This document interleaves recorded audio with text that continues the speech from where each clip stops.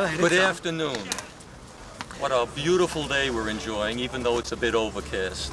And we have here an extraordinary player through the 40s and 50s who is looking at the remnants or descendants of the game, Vic. How would you describe the level of play as you see it now as compared to what it was when you were the great star? Okay, before we answer that question, Matthew, this is Vic Hershkowitz, the greatest all-round player of his era and perhaps of all time.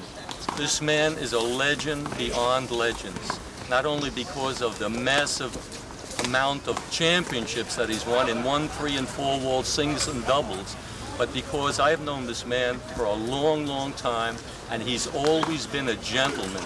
And to me, that is the key to this game. We need more people like Vic Hershkowitz, who is a member of the Hall of Fame. Now, to answer your question, Vic will describe to you one of the basic differences between his era and the current era. I'll just step out. Very difficult to answer your question.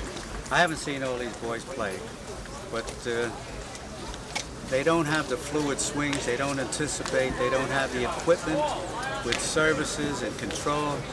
Very difficult to answer a question like that.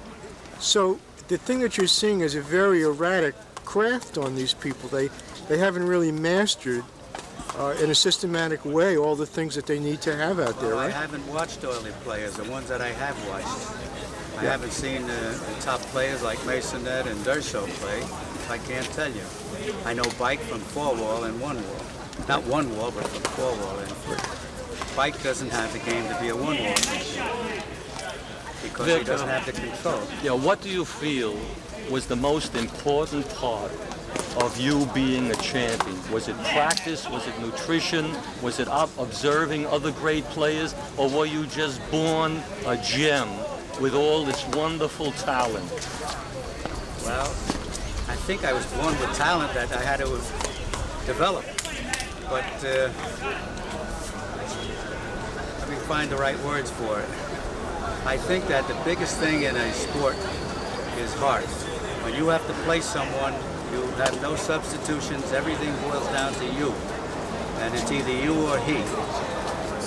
Now, aren't you the first person to have a left-hand Vic that's has a natural swing, ambidextrous. Yeah. Now that's how long did you work on that? And long time. I swung naturally, but I was very wild with it until I got control of the game. And then I was all right. Now, what was the thing that turned you into a man with control? Did you observe somebody else and say, I just played? No, I played competition at the Mecca of handball in Trinity Club.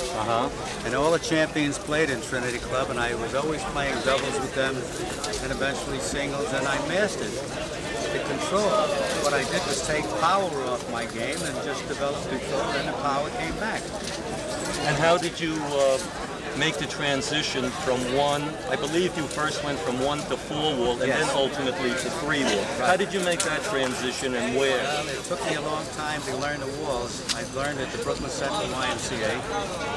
And I think I played in 1947. And I beat Trulio, who was defending national champion. Angelo Trulio. Yes, sir. He was the master of Brownsville. He was the national champion. He won it in 1946. In the state tournament in 1947, I knocked him out of the tournament, and then I got beat the following round. We won't mention the following round. That's nice to mention. But then I played the following year. I was invited to go to Chicago. Look at that ambidexterity. To go to Chicago to play, and I almost beat the champion Gus Lewis, who was defending champion. Yeah. Look at this, a singles game right in front of you. Now, in those days, I mean, you know, even outside the game, it seems as if a man had to be a tougher person, had to work harder at everything. Well, I grew up in Depression era. Life was tough. But I think that you don't have as many players as we did, because during Depression years, we would be playing with 20 teams in a park for a round-robin tournament on a day. That's 40 players. You'd be surprised how many players we had. So after Vic went from 1 wall to 4 wall, then he went to 3 wall, which we never played, and broke a record, 9 straight singles championships, which has never been yet overcome by anyone. Yes. Now that is unbelievable, is it not? Have you got a feeling, you know, I see that you're in shape, Vic. I mean, it's amazing. You're 75 years old.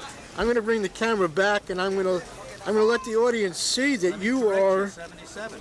You're 77, and you. Two days ago. And you're quite a massive guy. I guess handball is pretty healthy for you, huh? Definitely. Now, have you got a feeling sometimes when you see these guys that you want to go on and try them out? No.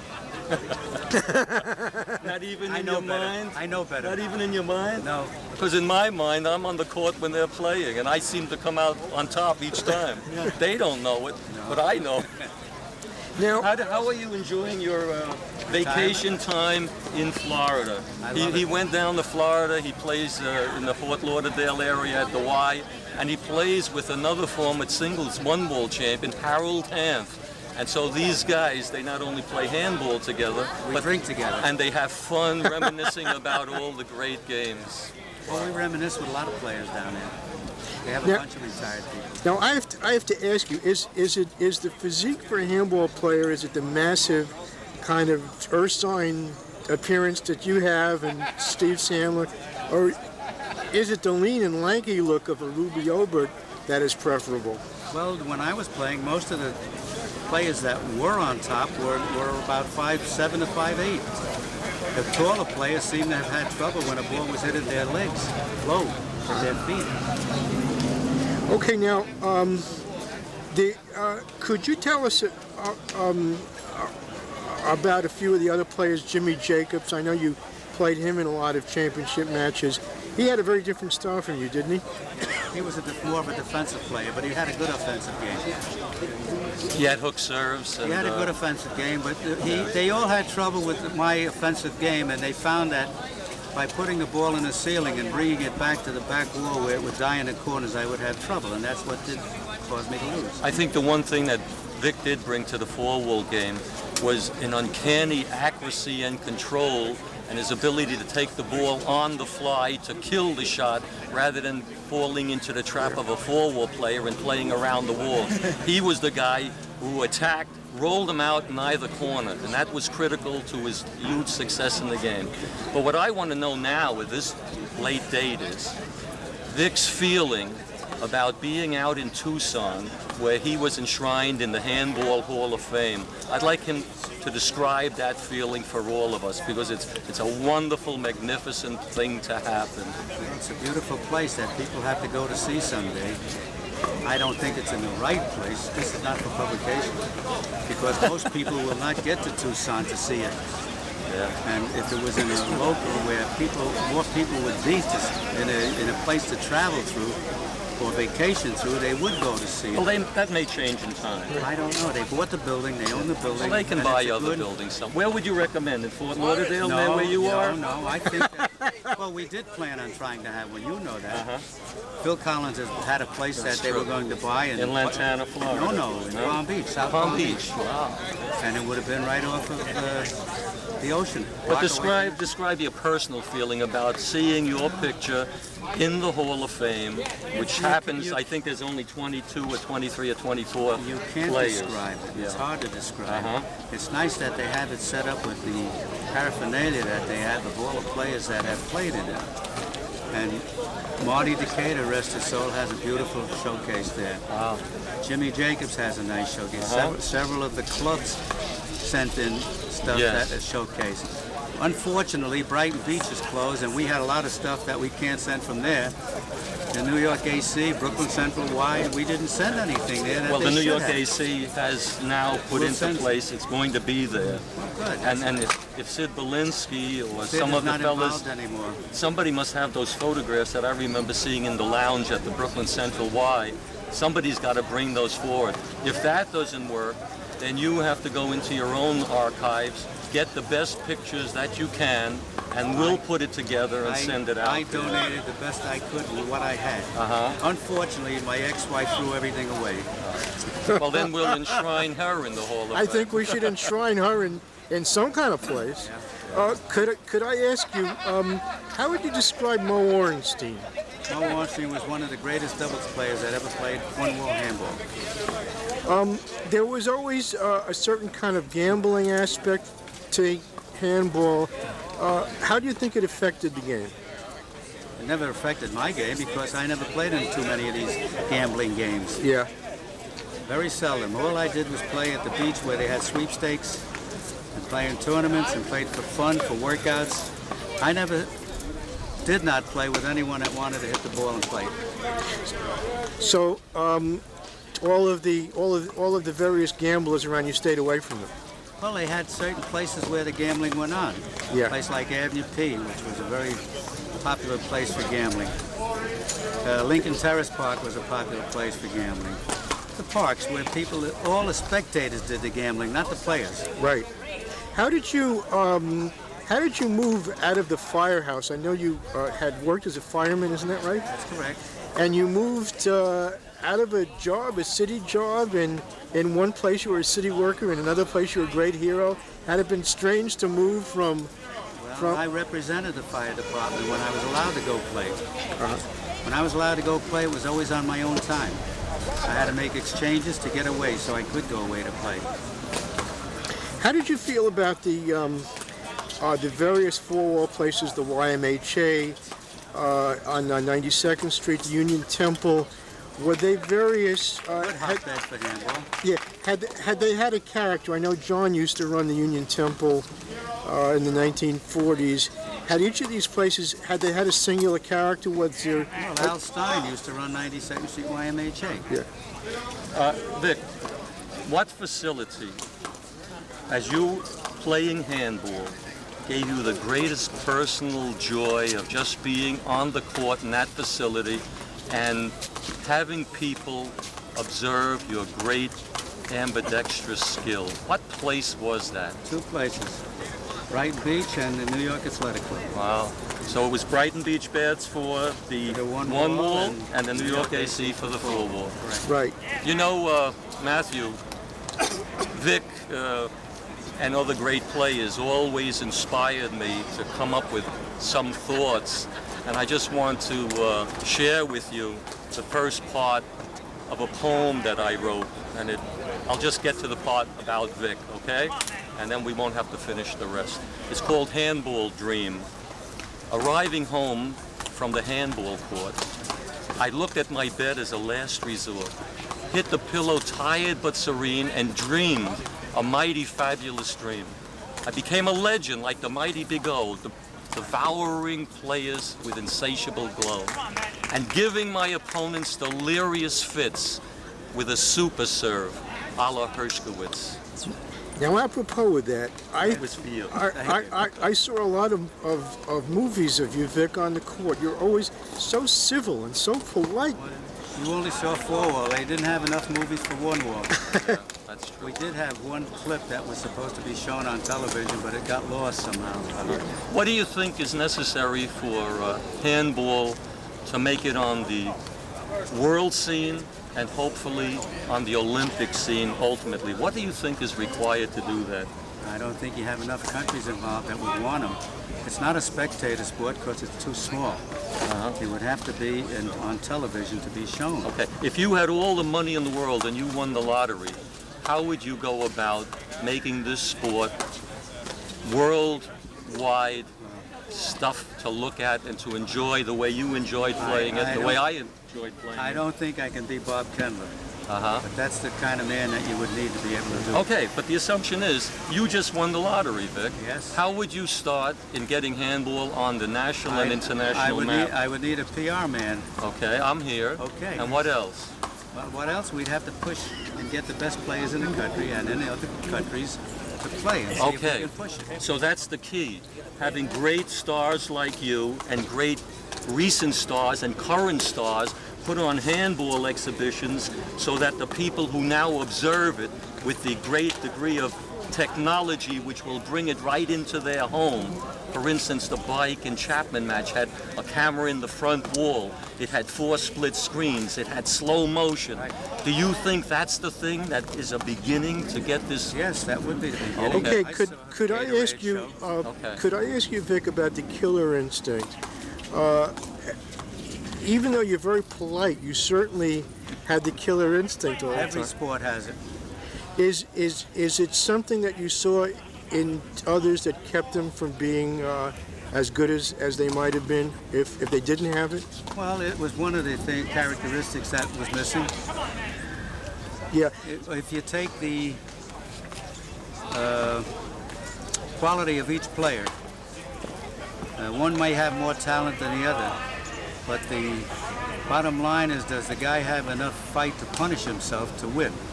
Okay, so it's a kind of a pain that you have to go through, huh? Well, not a physical pain. But By being in shape, you endure the pain. are there moments when you had felt a kind of despair that you could not play at your best, that your legs were getting No, taut? I never had that feeling. So you always felt as if you could win? Yes. Well, as a matter of fact, you did. Again, I think that's the key. You That's must the key. believe in yourself, Sure. but you can't just have an illusion of belief. You have to pay the price of practice, and you have to pay the price of playing different people, and you have to pay the price of sometimes losing and learning from the loss. And then ultimately you put all these pieces together and it becomes virtually automatic that you become the champ. And Okay. these are the beautiful factors that made this man the champion that he is. Now, in the early 60s, Vic, you weren't quite as good as you were. Had you looked into yourself to find resources to make up for losing a step and things like that? The reason I didn't have it anymore was I was getting older. I But- lost to Jim Jacobs. He was 13 years my junior. Yeah, right. I saw those matches in the movies, and I said, my God, this is a great player. I thought you were going to win those matches anyway. Well, I by the did way. too. I had him 13-5 in the third game, but unfortunately I played doubles that day. Yeah. That was 53, 54, and 55, Yeah. I believe, Then right? at 55, I played doubles with him, and we got beaten by Sloan and Collins. And you still had more strength than he did, and you still could Well, kill he had the... a strong body. He was a strong Yeah. boy. Now, Nick, tell us your opinion about Oscar Obert. I know he was a great competitor. Yes. I know he followed you, and the same thing that happened with you and Jimmy. Oscar was Well- your natural successor, I believe. What were your observations about his skill? All you three boys were that way. It's just that Oscar didn't have a strong enough hook service, which was very important. Uh-huh. If Oscar would have been able to throw hooks and place them well enough, which I used to do when I played Oscar, and you Fantastic. might remember, I would take away his power by breaking the ball into his Yeah. body. Interesting. So- But what was his greatest asset, he was- in addition to heart? 2 natural hands and speed and hit a hard ball. now Killed a lot of balls. as you got on the court, had you had a strategy for each player? No, Had I you, didn't. I play a ball 2 or 3 points, and I know what I had to do. Right. And had something changed because of the weaknesses of the other player, or had you just gone at him with your game and tried to dominate? Well, when I saw a weakness, I played it. Right. And you went after it. That's right. Yeah. Dick, did you feel you were a better singles player than doubles player, say, in one wall? No, I think I was as equally in both. Uh-huh. And it just depends on the partner you have, whether they hold up with you. Did you fall into the trap of teaming up with another great singles champion? No. And then when it finally came to the court that you were not thinking as a team, but you were thinking as individuals? No, that didn't happen. The only time that happened was with Jacobs. And that was in the 3-wall. No, in the 4-wall and 3-wall. Who did with you play in the 4-wall? 3-wall with you. I lost to Collins and Sloan. With Jimmy. Right, I lost to you and Oscar with Jimmy in the 3-wall. Now, was it because that you were both thinking singles? Or was it because you didn't have enough practice I don't together? know. I don't know what he was thinking, but I know what I was thinking. You played the dominant side. No, I played the right side. In 4-wall? 4-wall. And what about 1-wall? 1-wall, I used to play the left side Yeah, with different players. Okay. How would you adapt to a game that you almost never played, the 3-wall? I mean, Well, my 1-wall offensive game adapted, man. it applied to everything. It helped me in And the you have to little keep phases. in mind, Matthew, that the 3-wall was originally played on a 23-46 court. I know, it's with no gigantic, back yeah. wall, No back which wall. meant you can go back 50 or 55 feet. and he had the skill to kill the ball. He had the skill to hook the ball around the walls, you know, where the side walls ended. Yeah. But he had the ability to look at that scene, watch his opponent, and then master the required shot to either put it high, front wall, side wall, to get Running the back opponent 50 in the feet. back. And then he had the ability to move in and kill the ball, not only on the bounce, but also on the fly with either hand. That was important. Right. How would you play a defensive specialist like Steve Sandler if I had played Steve Sandler several times. how did you play him? I mean, he could retrieve anything. He could make you nuts. Steve Sandler won a national championship. I beat him 2 weeks later. And how did you do it? Had you gone after him? You know, I had played you... my game. His game wasn't strong enough to beat me. Yeah, right. Sandler was a retriever at that time. Vic He had didn't- the hook serve. He didn't have a strong service. Yeah, right. He didn't overpower you. Are there certain people who taught you as you started, to whom you're grateful, you know, that showed you how to do it, or had you learned on your own by On watching? my own, by playing other players. Vic, have you seen David Chapman play yet? Yes. And how do you compare him to, say, Johnny Sloan? Well, I think Sloan had a better opposite hand than Chapman has. And Sloan was a control player. He moved you around and made his shot. Chapman does the same thing, but I think the competition isn't strong enough Okay. for Chapman as Sloan had. Do you think Chapman will mature and become an even greater player from what you Only observe? time will tell.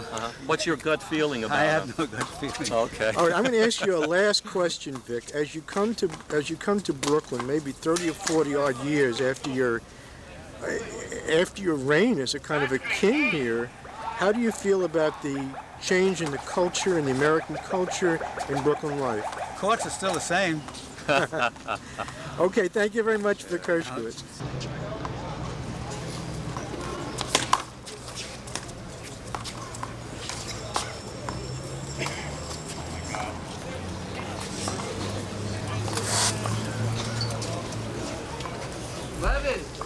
Playing 7.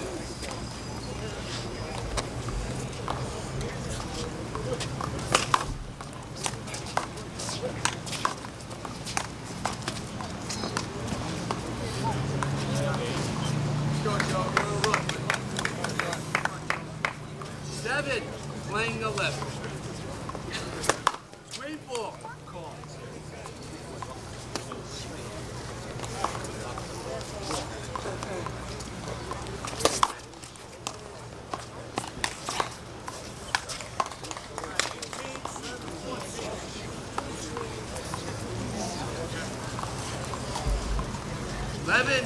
Playing 7.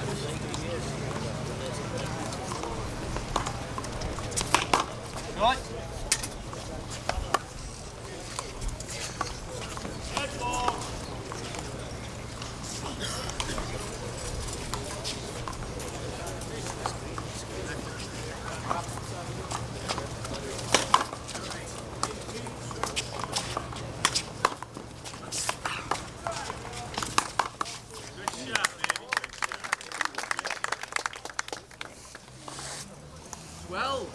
Playing 7.